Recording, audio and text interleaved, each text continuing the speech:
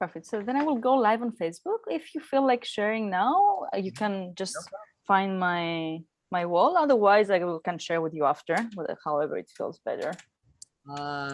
Yeah, you can. I've actually haven't done this before, so if you just tell me what to do, I can do it quickly. The faster way is to go on my wall on Facebook, and you will see in a few seconds like the video, and you can share it from there. Because depending on your settings, I might or might not be able to do it to your wall. I can see it now. So if you go to my wall, you should be able to see it. Let's see here.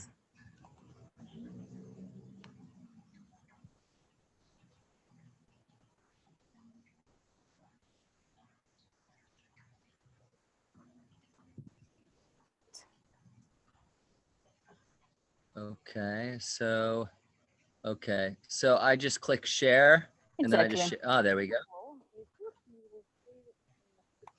Sorry for that. This started on Facebook, so there was a double voice. Yeah, you just share on your newsfeed. Okay.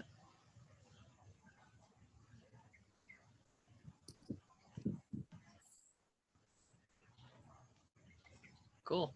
Wonderful. So I'm very glad to have you there, here, from Bali. Thank you for connecting today. As we said a little bit like off stage, let's say, it's more about like getting to know your story of how did you start it, how did you end up there, like who is Ryan Fix? Like if I go behind your head and look through your eyes, like what is this world in front of you? Who are you? What is this world inside? Oh, thank you. How much time would you like me, like how much time do I have in terms of going? We could go for 30 minutes like live, and then we could do a very short 5 minutes of just personal, who you are, etc. Of Facebook. Great. So I think my story starts with the very, very close relationship that I have with my mother. And from a very young age, we had a very unique relationship. And she, as a professional ballerina, she put me in gymnastics at 2 years old. And by the time I was 5 years old, I was in an Olympic training program to become a professional gymnast. And so I was really super dedicated to that path. And I'm getting interrupted real quick. Just 1 second. No problem. Thank you so much. Okay. And yeah, and so at the age of 12, I started to get very, very sick, and was having very severe migraines. And after being taken to a number of different doctors, they discovered that I had a brain tumor, and that it was in a part of my brain that was not operable at the time. However, they later found out that there were some experiments being done on a laser surgery. At the time, they were only using lasers on joints, but not on the brain. But they were experimenting on monkeys, and I basically had no other choice but this experimental surgery. They thought that I only had 3 weeks to live, so I had the experimental surgery. It took 14 and a half hours. They had to remove the back of my skull, and then removed a very large tumor the size of an orange. And during the surgery, they had misfired a coordinate, and my blood pressure shot up really high, and I had what I later discovered was a near-death experience. When I woke up from the surgery, I thought that it was a dream. I was only 12 years old. I didn't understand what a near-death experience was, but I later, when I did understand what that experience was, I was able to draw the similarities. Um, and um, and during this recovery time, I had to restore all movement. I couldn't walk again or write again or anything. And so during that process, I was spending a lot of time in bed, a lot of time recovering. And through the close relationship with my mother, I recognized that I had experienced a miracle and that I must be here for a reason. and I became really determined to figure out what that reason was. And so I used this unique skill that I had developed as a professional gymnast, which is visualization. So to perform a perfect routine at a certain level, it's no longer about physical fit. This visualization process lasted about 2 years. And when I was 14, I was playing in the backyard with a friend of mine, and as lightning struck the lake just next to his backyard, I heard a voice inside of me that said, "Your purpose is to help your friends make their dreams come true." And it was the first time something like this has ever happened to me. Now it happens quite often that I'm guided by voices in my head, so to speak, my inner guidance. But at the time, I was only 14 and it was quite exciting. And so I took it very seriously and I dedicated my life to it. I built a life plan from 14 years old that would allow me to help my friends make their dreams come true. At the time, I thought the way to approach that was to make a bunch of money and retire young. So as an American boy, I thought the best place to make money is Wall Street. So that's where my plans were set. I ended up there in a career that I was completely miserable in, and very shortly thereafter, I found myself moving into real estate, which I thought was the next big pile of money. And then I reached a burnout moment when I was 26, where I knew that I could no longer continue in this path and I needed to follow my life's purpose then and now. And so I went on a sabbatical, and um, and um, and through that sabbatical, I knew that now was the time to help my friends with their projects. And so I just started reaching out to friends and seeing where I was called to support. And that led to me helping to start reforestation and conservation projects, to transformational festivals, um, organic, sustainable local restaurants, a number of different projects, accelerator programs for social entrepreneurship, social change organizations, supporting women in Pakistan, so many different projects, dozens and dozens over the years. And along the way, I I started to recognize that there were so many amazing projects to support in the world, and that I was becoming more and more interested in connecting people that could support one another. And that process of catalyzing potential by facilitating connections and continuing to support these incredible entrepreneurs and creatives was such a joyous experience for me.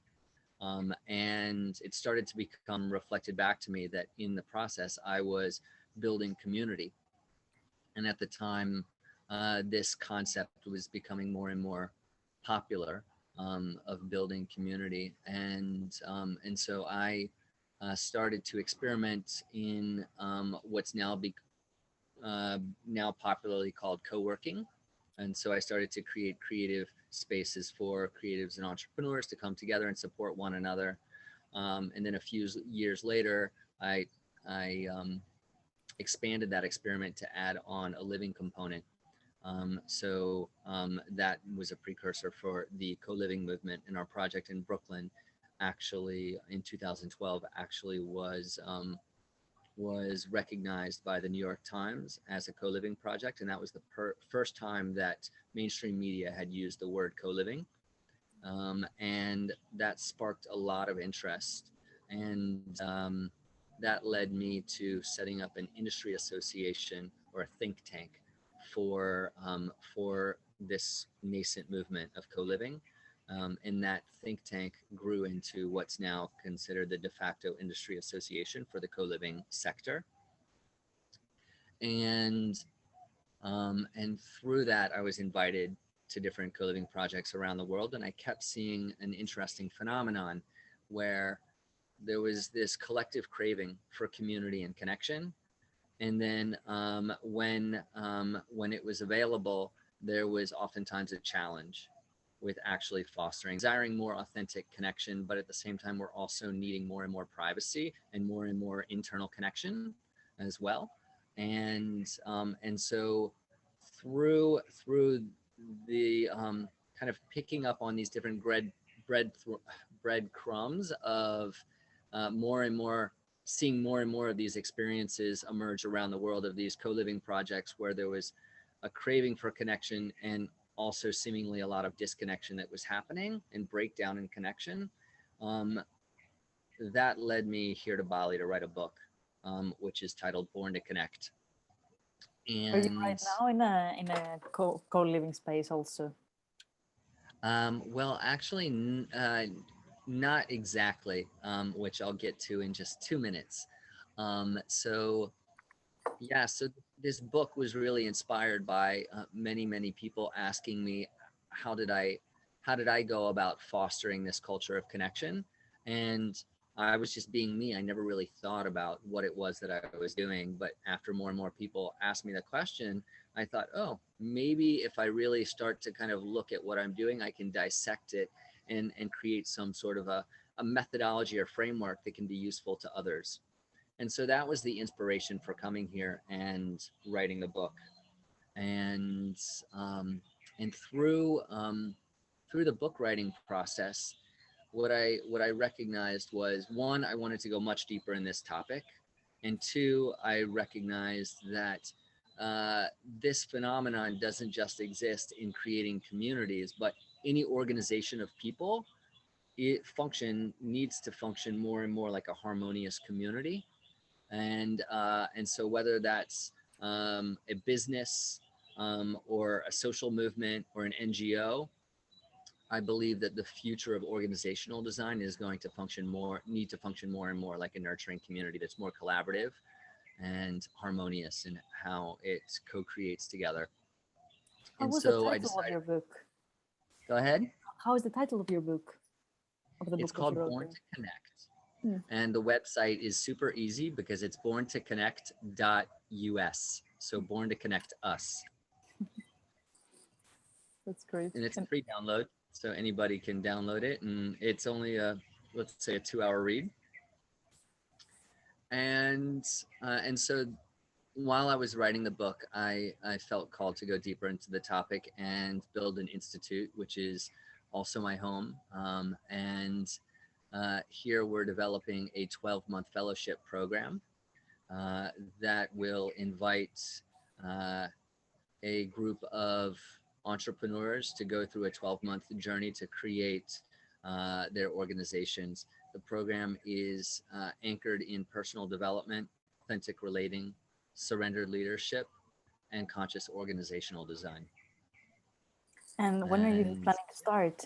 Where is designed to start the 12 months? yeah, so the program applications will launch on October 1, Mm-hmm. and then the program starts on January 3rd, 2022. There will be 10 fellows that are international, 10 fellows that are female Indonesian entrepreneurs. So I'm really passionate about supporting female entrepreneurship here in Indonesia. So that will be 10 of the cohort, and then 30 people online. That's really And great. yeah, so that's the program. And yeah, so I think that's kind of an overview of my story and what led me to where I am now. Thank you for sharing the story. It's really interesting actually to see that you started with a very traumatic physical condition very early, and with a deep understanding of your mission quite early also, like in early age, and still got to similar steps as many other people who were not able, or like who were not aware of their calling so early. This is really interesting, as many times I see that we are moving all together and learning similar lessons. Doesn't matter where we start and where we're going, because like just connected. So in your own in your own journey and your own understanding, what does it even, why do we even need to connect so much? Like, what is this human connection that we keep talking about? Why is it so important for us? Mm.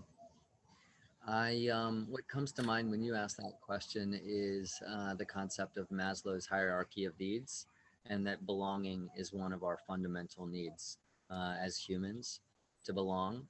And and I also believe that in many ways, um, this this is what, and our current phase of evolution is leading to a lot of breakdown in human connection, because um, our need to belong in a world that is one way more connected than ever before, but in another way there's more noise than ever before because of the amount of media that has been generating that is being generated in a social dynamic.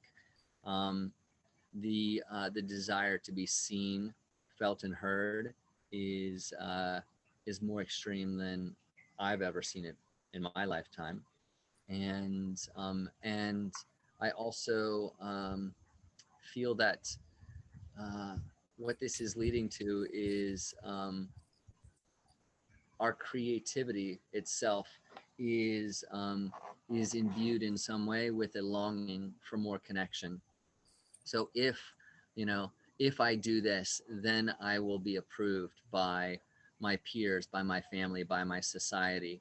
And so our creativity oftentimes, our creative expression is oftentimes imbued with a need for acceptance or for connection.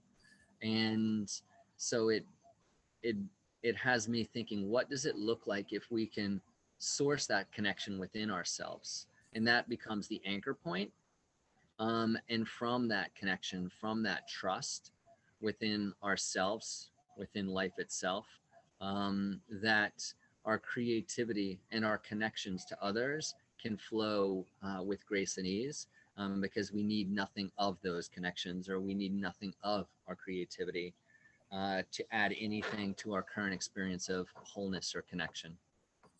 That's a very good point, actually. I think it really transforms when the connection or any movement is coming not from a place of lack, but from a place of abundance, like from inside. Um, in this journey of being yourself a spiritual entrepreneur, if you connect to this term, if you don't, and you connect with something else, feel free to share that with us. There's no problem at all. Uh, how has it been? Has it been like a very smooth way on? Has it been rocky? How was the transition between being I don't know if you were an entrepreneur when you were in more traditional business, or if you were working in organizations. That was not very clear to me. How has it been the transition, and how has it been the path until now into following this guidance that was talking to you?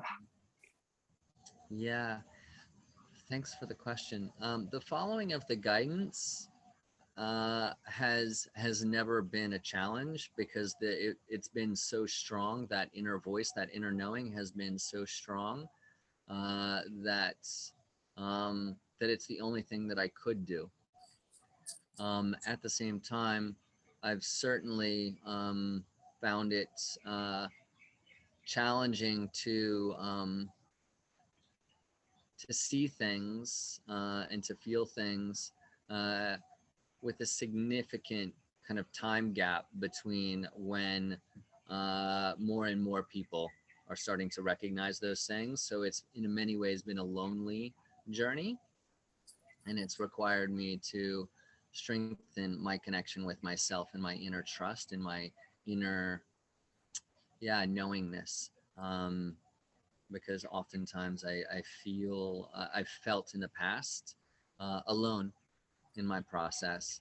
Um, Another part of my journey as an empath has been that I have been learning how to feel, but not take on all of that as my own. And so I think that that's been a significant part of my journey as well, is to feel compassion for the suffering of the world, and not to take it on as my own suffering. And yeah, and that's led me to a perspective that I hold as my truth and purpose, which is that life exists to be celebrated and nothing more. And in that celebration, the only thing that can come from it is more beauty and more love. And so whatever I choose to create as a celebration will not only be an expression of love and celebration within myself, but also externally as well.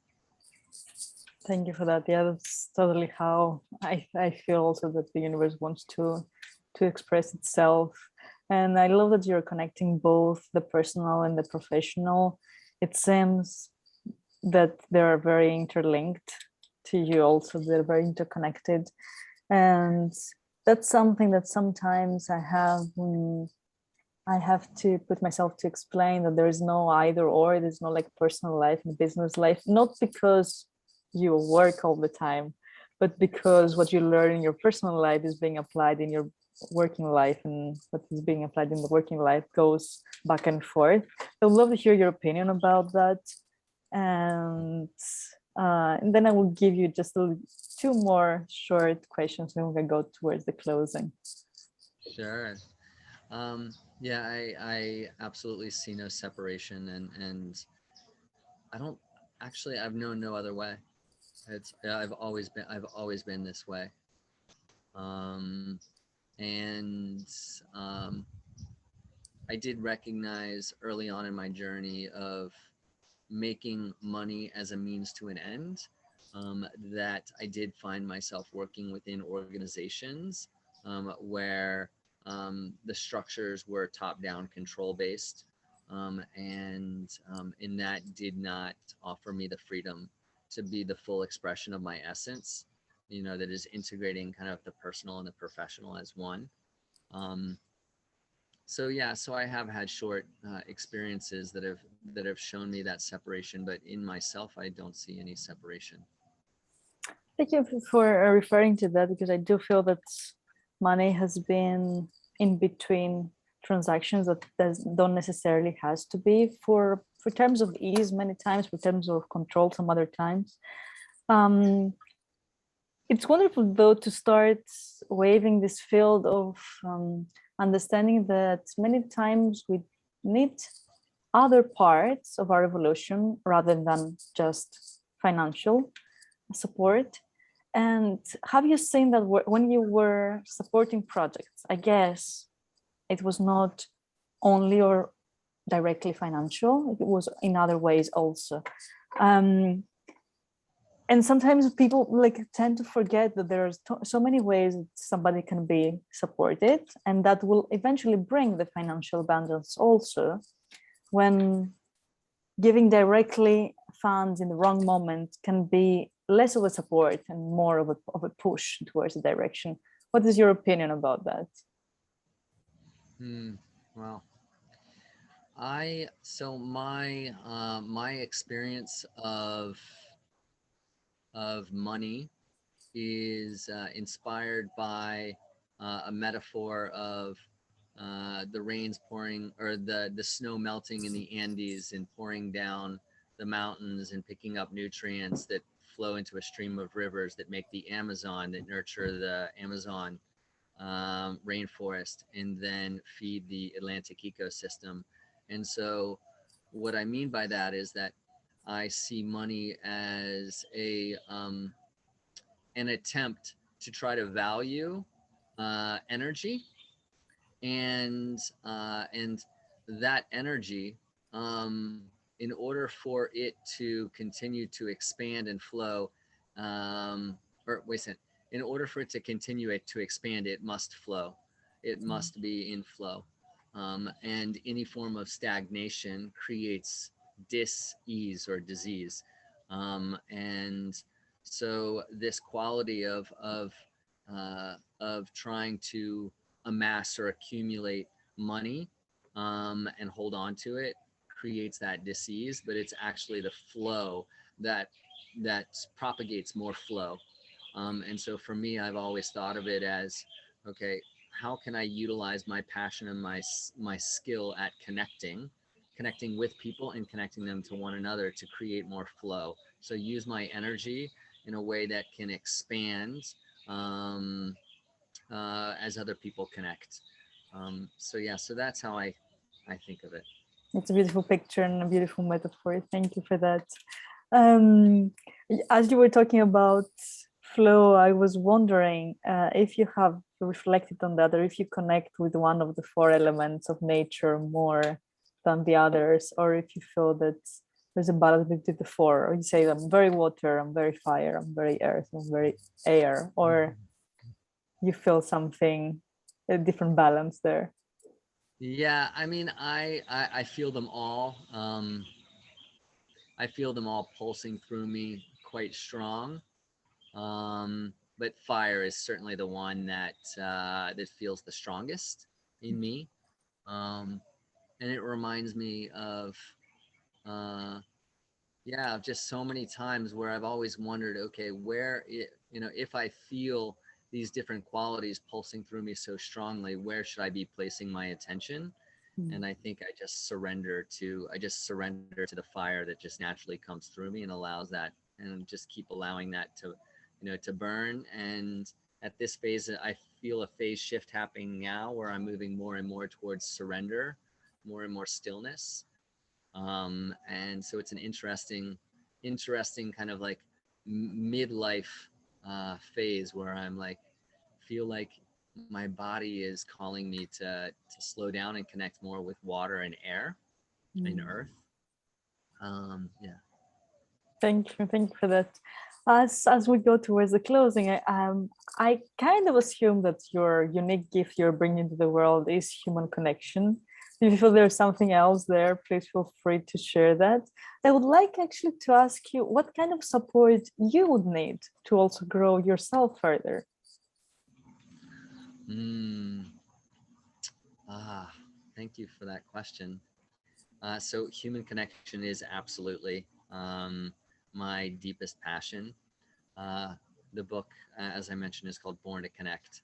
And I actually realized through writing the book that um, that I thought that my purpose was to help my friends make their dreams come true. But what I realized in writing the book is that there was something much deeper than that, which was a yearning to connect. And when I feel that deep, profound connection, uh, the natural outpouring of that is to want to support in some way. And so uh, for me personally and for humanity, the thing that I desire most is deeper, more authentic connection with more individuals. And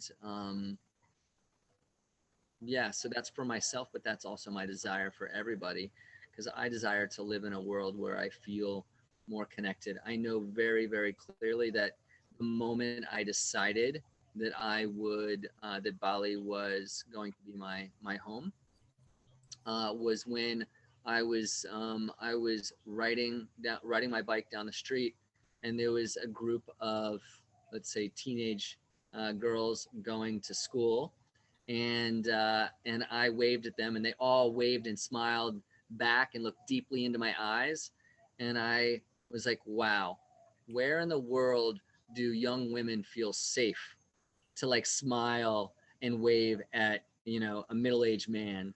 And it was just so heart touching, and this is the kind of world that I dream to live in. That's beautiful. I'm glad that you're feeling that there. The land has definitely a very big impact on our souls and the way that the land is connecting to the people. So thank you for that today, Ryan. I will go on and just close the Facebook Live unless you want to share something before we go as a closing, and then we will continue offline. Is there anything that you feel that is coming up and needs to be shared before we go, or you feel Mm, complete? I definitely feel complete. If anyone is called to learn more about what we're up to, feel free to check out our website, which is pureproject.org. Perfect. And great, I thank will you. also share the page of your book. I just found it here. It would be very interesting to see how you're approaching it, because we are working a lot with human connection also. So it's the more we can foster these connections in more places, the best this will might happen to be. Let's see. Thank you for today. Thank you for this wonderful share. Yeah. I will start, just close the live stream. Awesome. So I'll just